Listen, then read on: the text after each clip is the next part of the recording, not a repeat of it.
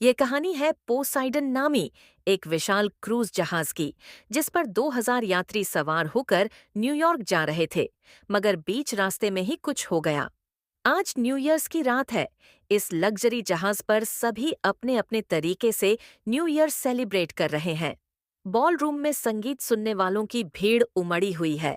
इतने में जेनिफर नामी लड़की अपने डैड के पास एक अर्जी लेकर पहुंची। उसे अपने बॉयफ्रेंड के साथ पार्टी एंजॉय करने डांस क्लब जाना था। उसके पिता रॉबर्ट ने उसे इजाजत तो दे दिया, मगर उन्हें अंदाजा भी नहीं था कि आगे उनके साथ क्या होने वाला है। कुछ देर बाद शिप के कैप्टन को रडार पर कुछ हलचल महसूस हुआ। दूरबीन लगाकर देखें तो पता चला कि एक विशाल सुनामी की लहर तेजी से इनके शिप की ओर ही बढ़ती चली आ रही है। ये तुरंत शिप को उसके विपरीत दिशा मोड़ने लगे। इमरजेंसी सायरन बजा दिया गया। कैप्टन ने तुरंत लाउडस्पीकर पर ऐलान किया कि सारे यात्री भारी झटके के लिए तैयार रहे। इतना सुनते ही वहां हाहाकार मच गया। अगले ही पल शिप लहर से टकराकर पलटने लगी, जिसके चपेट में आकर कैप्टन और उनके बाकी क्रू मारे गए सारे यात्री ढलान की ओर फिसलने लगे। जो लिफ्ट में थे वो तो तुरंत गिरकर मर गए। किचन के गैस टैंक में विस्फोट हो गया। आग की लपटों ने सैकड़ों को अपने आगोश में ले लिया। डांस क्लब में भी सब इधर उधर भागकर अपनी जान बचा रहे थे। इसी अफराद फरी के बीच डिस्को लाइट्स की रेलिंग टूटकर जेनिफर के बॉयफ्रेंड के ऊपर गिर पड़ा। देखते ही देखते शिप पूरी तरह से पलटकर उल्टा हो गया। इसी अफराद फरी के बीच बॉल रूम में एक ऑफिसर सबको सूचित करते हैं कि सुनामी की आशंका होते ही शिप के कैप्टन ने मदद के लिए सिग्नल भेज दिया था। तो घबराने की कोई जरूरत नहीं, उन्हें जल्द ही बचा लिया जाएगा। वहीं पर एक आर्किटेक्ट होता है जिसे पता है कि इस जहाज को इस तरह से नहीं बनाया गया कि यह ज्यादा देर तक उल्टा होकर पानी पर तैर सके। कुछ घंटों में ही ये शिप समंदर के गहराइयों में डूब जाएगी। नेवी ऑफिसर डिलन और जेनिफर के पिता रॉबर्ट उस आर्किटेक्ट की बातों से सहमत थे। इसलिए डिलन, उसकी पत्नी मैगी, उनका बेटा और रॉबर्ट जहाज से बाहर निकलने का प्लान बनाए। यहाँ से निकलने से पहले रॉबर्ट को अपने दामाद और बेटी को ढूंढना था, जो डिस्को बार में कहीं फंसे हुए थे। कुछ देर पहले रॉबर्ट, जो कि फायर ब्रिगेड के रिटायर्ड ऑफिसर है, उन्होंने डिलन के बेटे की जान बचाई थी। इसीलिए डिलन भी उनकी मदद करने के लिए मान गया। ये गाइड के तौर पर जहाज के एक क्रू को लेकर डिस्को बार की तरफ निकल पड़े। ऑफिसर ने उन्हें समझाया कि बाकी पैसेंजर्स की तरह उन्हें भी यहीं पर रुककर मदद आने का इंतजार करना चाहिए, मगर वो लोग नहीं माने। उनके बाहर निकलते ही बॉल रूम को पूरी तरह से सील कर दिया गया। आगे जाने का रास्ता भी पूरी तरह से ब्लॉक हो चुका था और पीछे लौटने का रास्ता भी बंद हो गया। तभी गाइड ने बताया कि वो लिफ्ट के रास्ते से होकर डिस्को बार तक पहुंच सकते हैं। लिफ्ट की गहराई देख इन सब के पसीने छूट गए, मगर इसके अलावा कोई दूसरा रास्ता भी नहीं था। किसी तरह ये एक टेबल के सहारे एक दूसरे की मदद कर उस पार जाते हैं। जब गाइड की बारी आई तो लिफ्ट सरकने लगा, जिससे वो गिरकर आर्किटेक्ट के पैरों में झूल गया। डिल्लन और बाकी लोग उन्हें ऊपर खींचने के लिए एड़ी छोटी का जोर लगा दिए, मगर बात नहीं बन पा रहा होता। तभी ऊपर से लिफ्ट टूटकर इनकी ओर आने लगा। आर्किटेक्ट दुनियादारी छोड़ गाइड को लात मारकर नीचे गिरा दिया और लिफ्ट के चपेट में आने से पहले बच निकला। अब ये सिर्फ 5 लोग ही बचे थे। उधर डिस्को बार में एक एलेना नामी लड़की को दिखाया जाता है, जो चोरी छिपे इस लग्जरी शिप पर बिना टिकट के ही सफर करने चढ़ी थी, क्योंकि उसके पास टिकट के पैसे नहीं थे और उसे किसी तरह अपने बीमार भाई से मिलने न्यूयॉर्क पहुंचना था, जो कि न्यूयॉर्क के एक हॉस्पिटल में उसके आने का इंतजार कर रहा है। एलेना लाशों के ढेर के बीच डरी सहमी इधर उधर भटक रही थी। तभी उन लाशों में से अचानक एक बेवड़ा आदमी उठ खड़ा हुआ। एलेना का हार्ट फेल होते होते रह गया। आगे इन दोनों को जनी मिली, जो अपने बॉयफ्रेंड को बचाने के लिए जद्दोजहद कर रही थी। तीनों मिलकर उसे बाहर निकाल लिए। इतने में वहां जनी के डैड भी पहुंच गए। अब ये चारों मिलकर 9 लोग हो चुके हैं।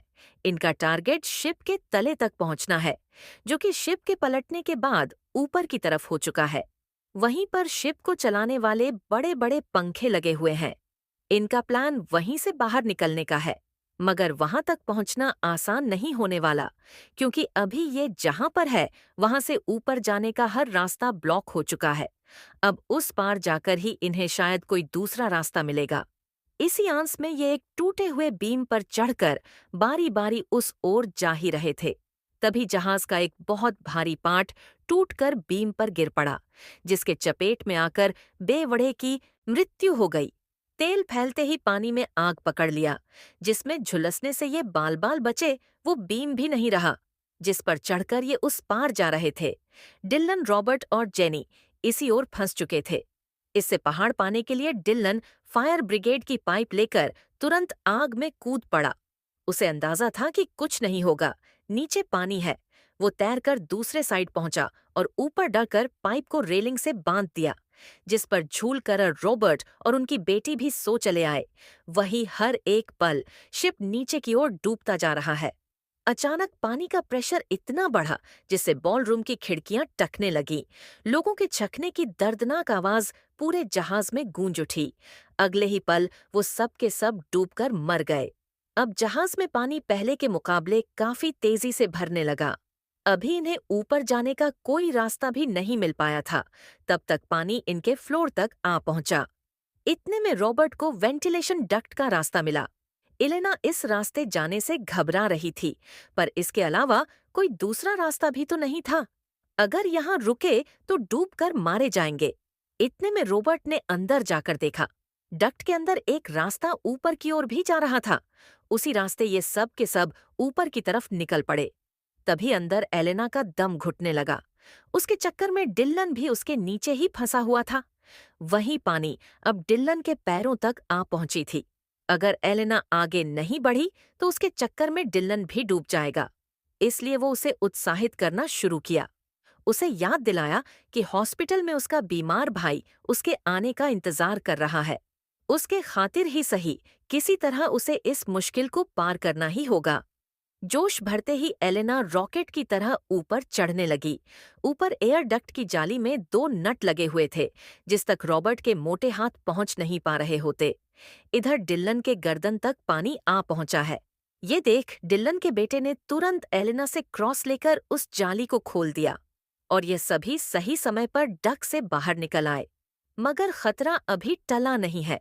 जिस जगह पर ये पहुंचे हैं वो एक बैलेंस टैंक है, यानी शिप को बैलेंस करने के लिए इसमें पानी भरा जाता है। इस टैंक में डोर की जगह एक प्रेशर वल्व लगा होता है, जो सिर्फ पानी के प्रेशर से ही खुलेगा। डिलर ने टैंक में तुरंत पानी भरना शुरू किया। सबके मन में यही डर सता रहा था कि अगर प्रेशर वल्व खुलने से पहले ही उनकी सांस टूट गई तो क्या होगा। कुछ मिनटों में ही टैंक पूरा भरने को आया। सबने गहरी सांस भरी और पानी में डूबकर प्रेशर वल्व के खुलने का इंतजार करने लगे। मगर प्रेशर वल्व खुलने का नाम ही नहीं ले रहा था। इन सब का दम घुटने लगा। तभी प्रेशर वल्व खुल गया। डिल्लन ने डुबकी लगाकर पता लगाया कि यहाँ से 20 मीटर की दूरी पर एक दरवाजा है। सब लोग डिल्लन के पीछे पीछे तैरते हुए उस दरवाजे की ओर बढ़ने लगे। उन्हें वहां सीढ़ियों की ओर जाने का चिन्ह मिला, जिसको फॉलो कर वो पानी से बाहर निकल आए। मगर 2 लोग अभी भी अंदर ही फंसे हुए थे। एलेना सबसे पीछे थी। एकाएक वो एक केबल में फंस गई। घबराहट के मारे उसका सर लोहे से टकराया और वो तुरंत बेहोश हो गई। किसी तरह आर्किटेक्ट उसे बचाकर बाहर निकाल लाया, मगर तब तक काफी देर हो चुका था। रॉबर्ट अपनी तरफ से भरपूर कोशिश किए, लेकिन एलेना बच नहीं पाई। अब ये सिर्फ 7 लोग बचे हैं। यहाँ से रास्ता क्लियर करते हुए ये सातों आगे बढ़ चले। हर फ्लोर पर इन्हें लाशों के ढेर देखने को मिल रहे थे। तभी डिल्लन को शिप का नक्शा दिखा। नक्शे से पता चला कि प्रोपेलर ट्यूब, जिसमें शिप को चलाने के पंखे लगे होते हैं, उसके और इनके बीच सिर्फ एक फ्लोर का ही फासला है। प्रोपेलर ट्यूब सबसे लास्ट में था। ये सब तुरंत उस ओर भागे, लेकिन वो जगह पूरी तरह से पानी में डूब चुका था। अब ये नीचे जा नहीं सकते और ऊपर जाने का तो कोई सवाल ही नहीं बनता, क्योंकि ये शिप के तलवे तक पहुंच चुके थे। अब तो सिर्फ मौत का ही इंतजार था। रॉबर्ट ने डिल्लन के काम की सराहना की और हर एक चीज के लिए थैंक यू बोला। तभी एक साइड ज्यादा पानी भरने की वजह से शिप आगे की तरफ से उठने लगा। जिससे प्रोपेलर ट्यूब के रास्ते में जो पानी भरा हुआ था वो पानी तेजी से नीचे की ओर चल पड़ा। मैगी और उसका बेटा भी उसके चपेट में आकर बह गए। प्रोपेलर ट्यूब का पानी खाली तो हो चुका है, मगर डिल्लन का कहना है कि या तो वो अपनी फैमिली को बचाएगा या फिर उनके साथ ही मर जाएगा। बचे 4 लोग भागकर उस जगह पहुंचे जहां पर प्रोपेलर ट्यूब है। आर्किटेक्ट जैसे ही ट्यूब के वॉल को खोला, एकाएक हवा का प्रेशर पड़ते ही घायल हो गया। यानी इंजन चालू है, पंखे 480 की स्पीड से अभी भी घूम रहे हैं, जो अंदर की ओर ही हवा फेंक रहे हैं। उनको रोकने के लिए सामान वगैरह फेंका जाए तो वो सामान उल्टा इनकी तरफ ही वापस आएगा, इसलिए किसी तरह इनको कंट्रोल रूम पहुंचकर इंजन बंद करना ही होगा।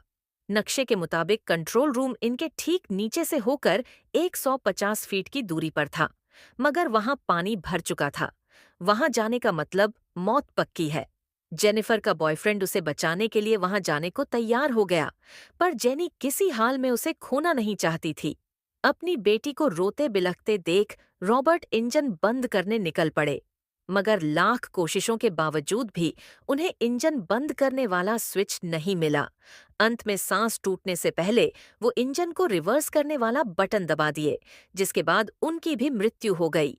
उधर डिल्लन और उसकी पत्नी अपने बेटे को ढूंढते ढूंढते उसके पास पहुंचे। वो एक जालीनुमा रूम के अंदर फंसे होने के कारण बाहर निकल नहीं पा रहा था। वहीं पानी लगातार भरता जा रहा था। किसी तरह डिल्लन समय रहते उसे बचाकर बाहर निकाल लाया। ये तीनों भी भागकर प्रोपेलर ट्यूब के पास पहुंचे, जहां पर उनको रोबोट के बारे में पता चला। 10 मिनट बाद भी जब वो वापस नहीं लौटा तो इन्होंने मान लिया कि अब वो मर चुका होगा, पर जाते जाते वो इनके बचने का रास्ता बना गया था। इंजन रिवर्स होते ही जो प्रोपेलर अंदर की तरफ हवा फेंक रहे थे, वो अब बाहर की ओर हवा खींचने लगे हैं। ये तुरंत एक सिलेंडर उठाकर उस ओर फेंके, लेकिन वो सिलेंडर बीच में ही अटक गया। तब डिल्लन अपनी जान पर खेलकर उस सिलेंडर को अंदर ढकेल और बूम काम बन गया। उस प्रोपेलर के रास्ते सभी समंदर में कूद गए।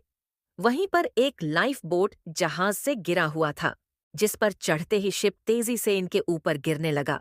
ये सब के सब ताबड़तोड़ छप्पर करर उसके नीचे से निकल गए। अगले ही पल पूरा का पूरा शिप समंदर के अंदर समा गया। इनके फ्लेयर गन फायर करते ही जो बचाव दल इनके खोज में निकले थे, वो इनको ढूंढ लिए। इस तरह 2000 यात्रियों में से सिर्फ 6 लोगों की जान बच पाई। आशा करते हैं कि आपको यह कहानी पसंद आई होगी।